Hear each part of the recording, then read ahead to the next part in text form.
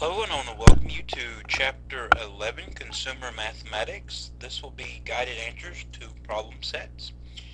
And this will cover 11.1%, 11.2 personal loans and simple interest, and 11.3 compound interests.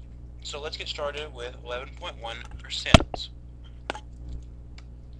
Okay, so converting fractions to percents, here's the procedure. You can stop the video now to read those, or look those up in the notes, or refer to the book. Okay, so what we want to do first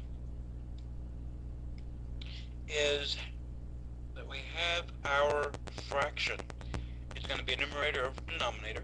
What we want to do is use either calculator or long division and get a decimal. And for this, if you divide 59 by 100, you get 0.59. Now what you have to do is multiply by 100. And what this is going to accomplish is that it's going to move the decimal point to the right 2 places, making it 59. And the final step will be to just write that percentage sign, which that did not look very good. So the answer is 59. For number 2, first you want to divide 14 by 25. And when you do that, you're going to get 0.56. Then multiply that 100, and you're going to get 56%.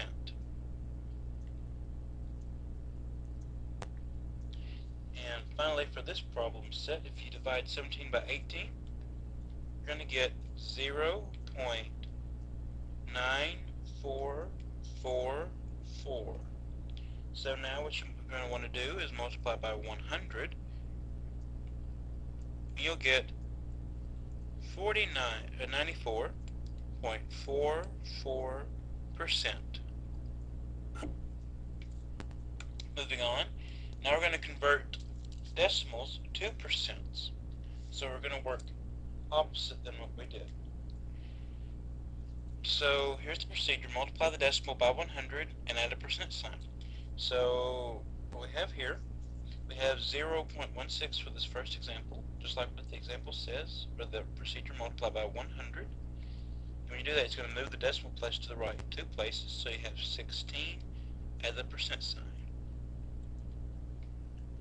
Okay, with number 2 we have 0.956. What you want to do is just multiply that by 100, moving the decimal place 2 places to the right, so you get 95.6%. Okay, and with number 3 you have 0.8791. Take that decimal, multiply by 100, get 87.91, and add our percent sign. Okay, now we're going to look at converting a decimal number, or converting a percent to a decimal number. So the procedure, divide the number by 100 and remove the percent sign. So it looks like what we want to do is first, let's take away that percentage sign and now divide by 100. And what's going to happen there is that you can punch that in the calculator, use long division, and you get decimal, or 0.87. Okay, if we do the same thing with number 2, let's take that percent sign away and divide by 100. Now you probably want to use your calculator for this. And when you divide 79.6 by 100, that moves the decimal place 2 places to the left, so you get 0.796. Okay, and finally with number 3, let's remove that percentage sign and then divide by 100. So when you say 1 divided by 5 for that fraction, divided by 100, you get decimal, or 0.002.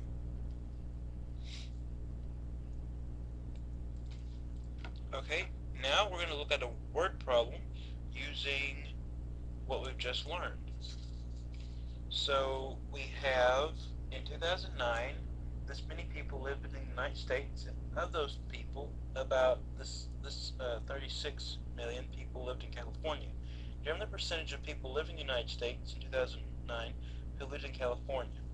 So what you want to do is make a fraction. On top, you want to say number of people in California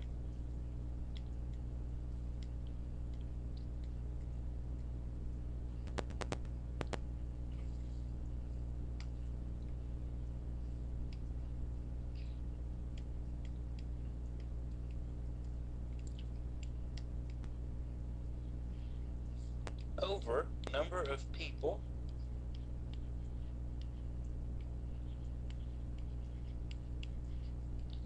in US. And when you do that, you build that formula. What's going to happen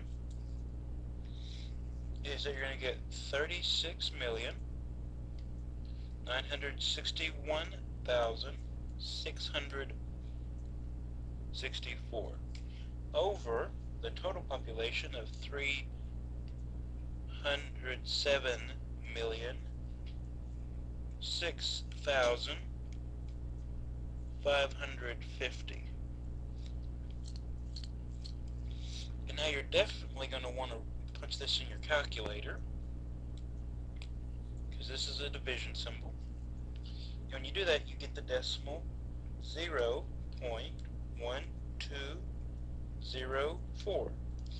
And then, as we just learned in our rules, you want to take that decimal. To get a percentage, you have to multiply by 100, and you get 12.04. Now the final step is just to add that decimal.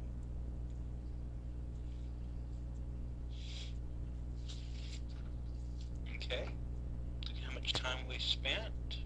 Let's keep going. Okay, now let's look at percentage change.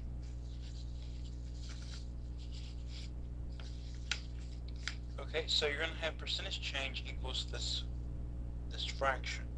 So you have amount in latest period subtracted by amount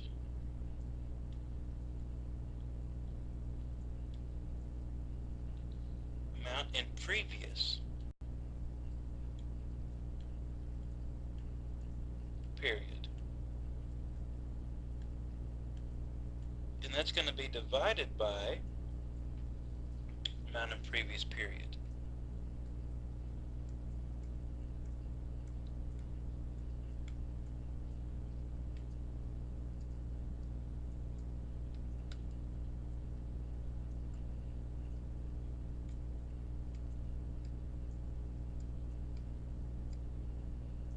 And remember, since this is going to try to be this right here is going to try to be a decimal, we have to multiply by 100 to get a percentage. So let's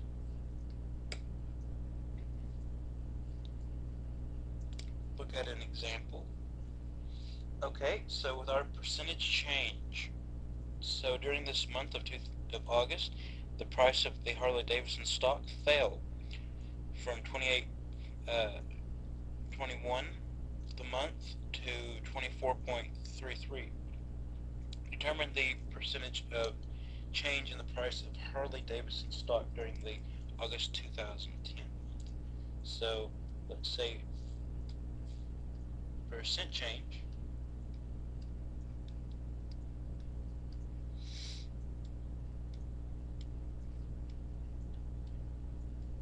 okay, we know we're going to have a fraction here. So it's the amount in the latest period. It's the latest amount. Well, we ended actually on the low point. So we ended the month with 24.33 minus the amount from the previous period of the month that it started in. So that was 28.33. And then you put it over the amount in the previous period, so you're going to again on the bottom put 28.21. Okay, if you do your subtraction on top, you get a negative 3.88 divided by 28.21.